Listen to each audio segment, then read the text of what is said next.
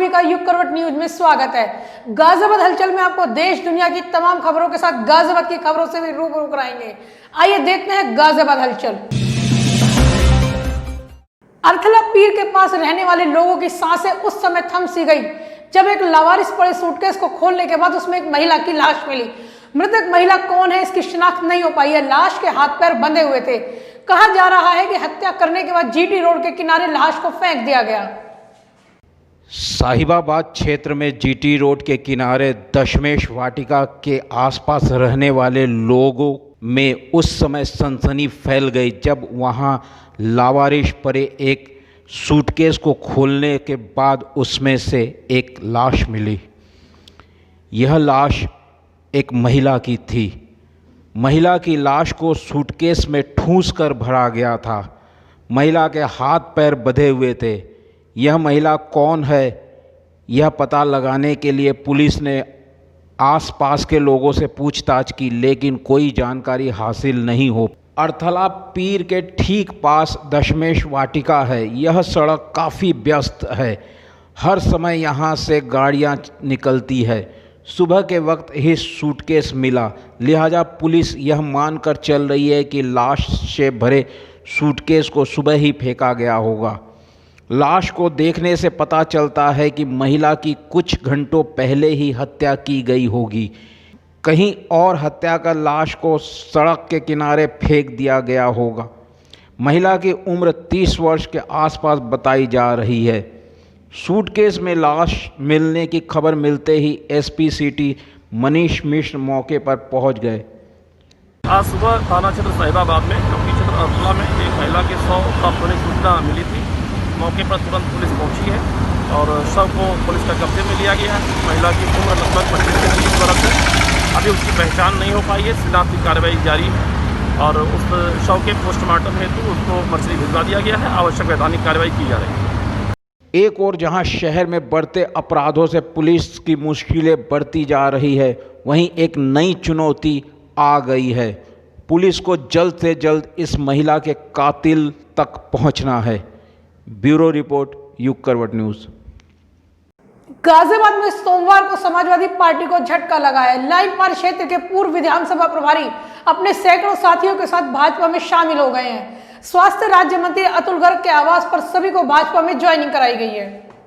शहर विधानसभा क्षेत्र में समाजवादी पार्टी को सोमवार को तगड़ा झटका लगा है।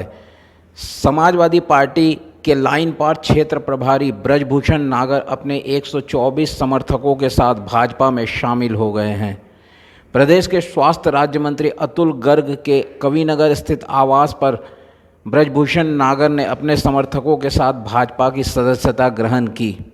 इस मौके पर महानगर अध्यक्ष संजीव शर्मा ने सभी को भाजपा का पटका पहनाकर स्वागत किया।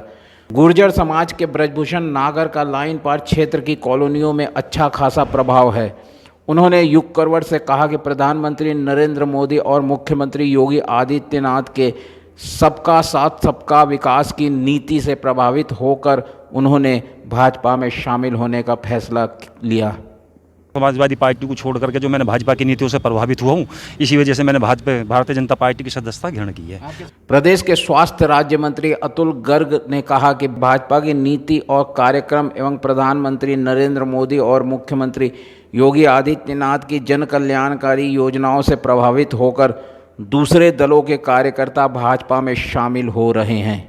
मैं तो ये कहूँगा कि जो मोदी जी और योगी जी के नेतृत्व में इस देश में काम हुए हैं, उससे देश की जनता, प्रबुद्ध नागरिक, राजनीतिक कार्यकर्ता सभी लोग बहुत प्रभावित हो रहे हैं और वो लोग इस देश की तरक्की में खुद भी भागीदार और अपना योगदान देना चाहते हैं। महानगर अध्यक्ष संजीव शर्मा ने कहा कि दुनिया की सबसे बड़ी पार्टी भाजपा सबका साथ सबका विकास पर विश्वास करती है।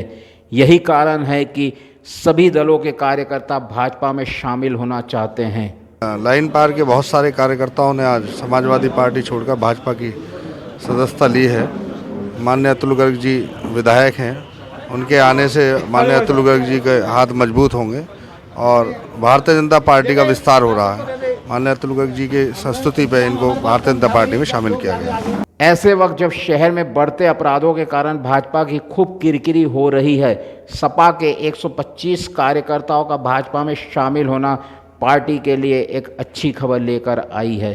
ब्यूरो रिपोर्ट, युग करवट न्यूज़। लापता बिल्डर विक्रम त्यागी का परिवार उनकी सकुशल वापसी की राह तक रहा है। विक्रम के चाचा संजय त्यागी ने उनका सुराग देने वाले का नाम पता गुप्त रखने का ऐलान किया है। विक्रम त्यागी की बरामदगी को लेकर सोमवार को भी धरना जारी रहा। लापता बिल्डर विक्रम त्यागी की सकुशल बरामदगी को लेकर विक्रम त्यागी न्याय मंच की ओर से आयोजित धरना सोमवार को भी जारी रहा। लोग हाथों में बैनर लिए परिवार के लिए इंसाफ मांग रहे हैं। बिल्डर विक्रम त्यागी पिछले 31 दिनों से लापता है। उनकी कार मुजफ्फरनगर में लावारिस हालत में मिली थी। किसी भी अनहोनी की आशंका से परिवार और त्यागी समाज के लोग भयभीत है। अखिल भारतीय त्यागी ब्राह्मण महासभा के जिला अध्यक्ष राकेश त्यागी ने चेतावनी दी है कि अगर विक्रम त्यागी को सकुशल बरामद नहीं किया गया तो शहर में बड़ा आंदोलन किया जाएगा और इसकी जिम्मेदारी पुलिस प्रशासन की होगी। और आज 8वां दिन है यहाँ धरने पे भी, इसकी भी हमारी कोई ज़्यादा सुनवाई नहीं होगी। तो प्रशासन से हमारा अनुरोध है, यदि अब 1-2 दिन में मतलब कोई उचित कार्रवाई नहीं करी तो हम इस आंदोलन को और तेज करेंगे। वहीं विक्रम त्यागी के चाचा संजय त्यागी ने कहा कि सुराग देने वालों का नाम गुप्त रखा जाएगा। कोई भी अगर विक्रम त्यागी के बारे में कोई जानकारी रखता हो तो उनसे व्यक्तिगत संपर्क कर सकता है। यदि किसी ने विक्रम को कहीं देखा है तो उसको हमारे पास कृपया करके कुछ भी सूचना है तो उपलब्ध करा दें। और यदि कोई अपराधी भी हमारी बात सुन रहा हो तो मेरी उनसे भी हाथ जोड़कर ये अपील है, विनती है कि हमारे बच्चे को सकुशल हमें लौटा दें। अगर उन्हें कुछ चाहिए तो हमसे वो व्यक्तिगत रूप से संपर्क कर लें। हम कोई भी मुकदमा भी उनके खिलाफ नहीं करेंगे, उनके खिलाफ कोई कार्रवाई नहीं करें, वो हमारे बच्चे को सकुशल हमारे पास लौटा दें। यूपी पुलिस ने विक्रम त्यागी को तलाश करने के लिए एसटीएफ की टीमों को लगाया है। इसके बाद भी विक्रम त्यागी की कोई खोज खबर नहीं मिल रही है। ऐसे में परिवार की चिंता को आसानी से समझा जा सकता है। ब्यूरो रिपोर्ट, युग करवट न्यूज़। लोनी के चिरोड़ी बाजार में बदमाशों की गोली से मारे गए व्यापारी मोनू गर्ग के परिजनों के लिए संयुक्त व्यापार मंडल ने आर्थिक सहायता व एक सदस्य को सरकारी नौकरी देने की मांग की है। संगठन से जुड़े व्यापारियों ने आज जिला मुख्यालय पर प्रदर्शन कर परिजनों को सुरक्षा देने की भी मांग उठाई है। 16 जुलाई को चिरोड़ी बाजार में 3 दहाड़े मारे गए व्यापारी मोनू गर्ग के परिजनों को आर्थिक सहायता देने के लिए संयुक्त व्यापार मंडल ने डीएम को ज्ञापन सौंपा। व्यापार मंडल के पदाधिकारियों ने मांग की है कि मृतक के परिजनों को सुरक्षा मुहैया कराई जाए। साथ ही व्यापारी के असहाय माता पिता उसके 2 छोटे बच्चों की मदद के लिए परिजनों को 50 लाख रुपए की आर्थिक सहायता प्रदान की जाए। परिवार के एक सदस्य को सरकारी नौकरी देने की भी मांग मंडल ने की है। व्यापारियों का कहना है कि एक निर्दोष व्यापारी की हत्या से लोगों में भय का माहौल बना हुआ है।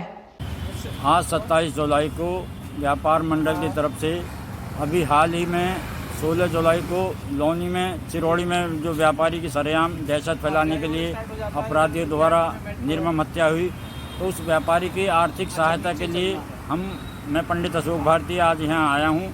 हमारी ये मांग है कि उसकी 20 वर्षीय लड़की शादी के लायक है, उसकी शादी के लिए उसके माँ बाप हैं, परिवार के भरण पोषण के लिए सरकार सहायता की व्यवस्था करे और उसके परिवार को नौकरी मिले और प्रशासन को ज़्यादा से ज़्यादा व्यापारी की सहायता करनी चाहिए। उत्तर प्रदेश में बढ़ते अपराधों और निजी स्कूलों की फीस माफी की मांग को लेकर राष्ट्रीय लोकदल के कार्यकर्ताओं ने जिला मुख्यालय पर प्रदर्शन किया। राज्यपाल को भेजे ज्ञापन में रालोद नेताओं ने प्रदेश में बढ़ते अपराधों पर चिंता जताई।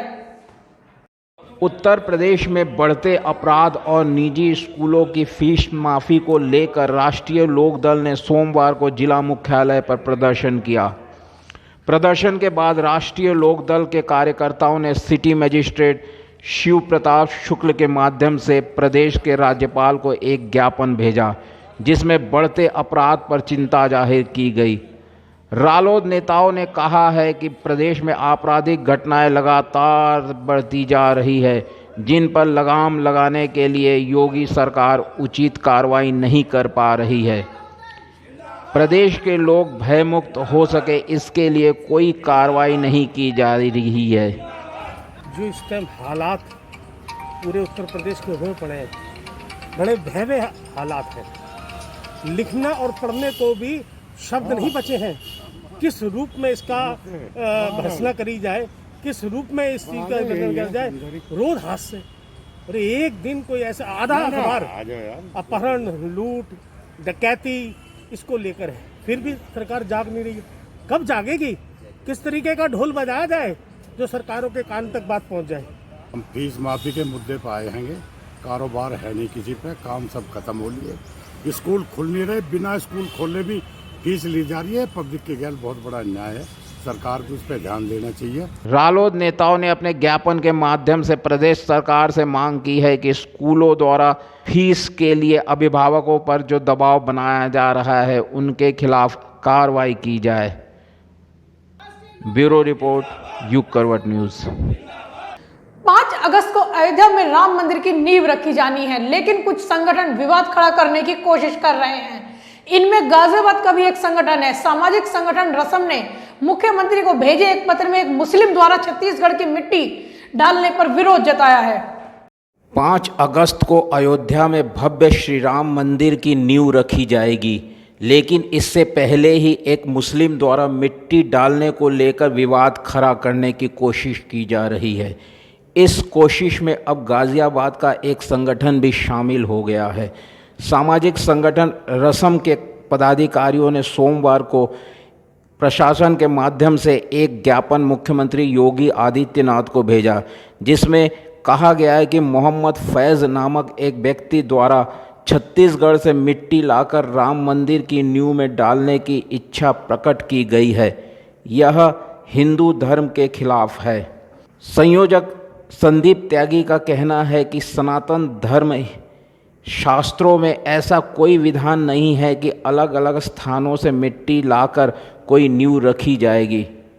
राम जन्मभूमि पर बन रहे राम मंदिर में कोई मोहम्मद फैज नाम के व्यक्ति जिनकी आस्था इस्लाम में है, वह छत्तीसगढ़ से मिट्टी लेकर के आ रहे हैं कि राम मंदिर की नींव में डाली जाएगी। वैदिक सनातन धर्म के शास्त्रों में कहीं भी किसी शुभ कार्य को करने के लिए विभिन्न स्थानों से मिट्टी लाने की कोई प्रावधान, कोई आदेश, कोई विधान नहीं। ये धर्म सम्मत बिल्कुल नहीं है, अवैधानिक सा, अधर्मी सा काम है। हम इसका विरोध करते हैं और सनातन धर्म में किसी नई परंपरा में कोई बाहरी व्यक्ति आके जुड़े, ये हमें कतई स्वीकार नहीं। उन्होंने कहा कि मोहम्मद फैज़ अगर प्रभु श्री राम में आस्था रखते हैं तो उन्हें स्वयं को रामदास घोषित करना चाहिए। संदीप त्यागी के साथ कई लोगों ने एडीएम एलए को एक ज्ञापन सौंपा। उल्लेखनीय है कि प्रधानमंत्री नरेंद्र मोदी 5 अगस्त को अयोध्या में भव्य श्री राम मंदिर की नींव रखेंगे। इस दिन का इंतज़ार कई वर्षों से किया जा रहा है। ब्यूरो रिपोर्ट, युग करवट न्यूज़। केंद्र में प्रदेश की नीतियों के खिलाफ जन अधिकार पार्टी ने प्रदेश के राज्यपाल के नाम ज्ञापन सौंपा है। पार्टी ने प्रदेश में कानून व्यवस्था बेपटरी होने का आरोप लगाया है। जन अधिकार पार्टी ने आज केंद्र व प्रदेश सरकार की जन विरोधी नीतियों, डीजल पेट्रोल की बढ़ी कीमतों व बढ़ोतरी वापस लेने की मांग को लेकर राज्यपाल के नाम ज्ञापन सौंपा। पार्टी के जिला अध्यक्ष अरविंद प्रजापति ने कहा कि प्रदेश में कानून व्यवस्था पूरी तरह से बिगड़ गई है। प्रदेशों में पिछड़ों, दलितों, अल्पसंख्यकों के ऊपर हर रोज हत्या, लूट, बलात्कार और आगजनी की घटनाएं हो रही हैं। क्या प्रजापति के लोगों की जान नहीं है? तो इंसानियत के नाते हम ये सरकार से कहना चाहते हैं, जो हमारे प्रजापति के परिवार को जलाया गया, उन लोगों की भी मदद की जाए। और स्कूल है, आज स्कूल नो फीस है। आज अब स्कूल खुल नहीं रहे, बच्चे पढ़ नहीं रहे, जिनके माँ बाप को रोजगार नहीं है, उनको कम से कम 3 या 5 महीने की फीस माफ़ कर दी जाए। बहुत राहत होगी सरकार की तरफ से। पार्टी ने अपने ज्ञापन में 12 सूत्रीय मांग रखी हैं, जिसमें मैनपुरी में राम प्रजापति के परिवार के सदस्यों को मुआवजा दिए जाने, स्कूल फीस व 6 महीने के बिजली बिल माफ़ करने, मजदूरों को 15,000 रुपये एक मुश्त और 7,500 रुपये 1 वर्ष तक दिए जाने, पिछड़ों का आरक्षण, सभी क्षेत्रों में फिर से बहाल करने, पिछड़ा वर्ग के छात्रों को भी छात्रवृत्ति प्रदान करने की मांग की है। बेरोजगार युवकों को रोजगार दिए जाने, किसानों को खाद, बीज व कीटनाशक दवाएं उचित मूल्य पर देने, छोटे व मंझले दुकानदारों, किसानों, व्यापारियों के कर्ज माफ व बिजली बिल माफ करने की मांग की है। जय शिवसेना ने साप्ताहिक लॉकडाउन के दौरान किराने की दुकान खोले जाने की मांग को लेकर डीएम को ज्ञापन सौंपा है। किराना दुकानें न खुलने से व्यापारी खासे परेशान हैं। साप्ताहिक लॉकडाउन के दौरान किराना दुकानें खोले जाने की मांग को लेकर जय शिवसेना ने आज डीएम अजय शंकर पांडे के नाम ज्ञापन सौंपा है। जय शिवसेना ने कहा है कि एक ओर इस महामारी से लड़ाई है तो दूसरी ओर बेरोजगारी, भुखमरी से लड़ाई है। सरकार द्वारा सभी आवश्यक सेवाओं की बिक्री पर रोक नहीं है, जिनमें किराना स्टोर भी शामिल है, लेकिन साप्ताहिक बंदी के दौरान 2 दिन तक किराना स्टोर बंद होने से दुकानदार खासे परेशान हैं। जय शिवसेना के पदाधिकारियों ने कहा है कि एक ओर सरकार 2 दिन के लॉकडाउन में शराब की दुकानें खोल रही है, लेकिन राशन की दुकानों पर प्रतिबंध लगाया हुआ है। व्यापारियों की स्थिति दिन प्रतिदिन खराब होती जा रही है। साहिबाबाद में दुकानदार की आत्महत्या इसका उदाहरण है। 2 दिन की बंदी से किराना दुकानदारों को काफी नुकसान उठाना पड़ रहा है। प्रशासन से मांग की है कि वह 2 दिन के लॉकडाउन में किराना की दुकानें भी खोले जाने की। देखिए, बड़ी दुर्भाग्य की बात है और बड़ी हैरानी की बात है, जहां एक तरफ किराना व्यापारियों पर लगाम कसी जा रही है, दूसरी तरफ शराब के ठेके खोल दिए गए हैं। अर्थात कहने का मतलब यह है कि लोगों को शराब की जरूरत है, लेकिन जो खाने पीने की जो समस्या आ रही है, लोग प्रभावित हो रहे हैं। दुकानदारों का माल दुकान में सड़ रहा है, घर का सामान लोग खरीद नहीं पा रहे हैं, दुकानदार आत्महत्या कर रहे हैं। वहाँ दूसरी तरफ आप शराब के ठेके खोल रहे हैं और एक तरफ किराना बाजार पूरी तरीके से आपने बंद कर दिया। लोगों का जनजीवन प्रभावित हो चुका है। ये बड़े दुर्भाग्य की बात है। मैं डीएम साहब से प्रार्थना करने आया हूँ कि वो किराना व्यापारियों को राहत दें, आवश्यक सामग्रियाँ खोलने की इजाज़त दें। आप देखते रहिए युग करवट न्यूज और गाजियाबाद हलचल। हर रोज शाम को गाजियाबाद हलचल में आपको मिलेंगी गाजियाबाद एवं आसपास की खबरें। सब्सक्राइब करिए युग करवट। नमस्कार।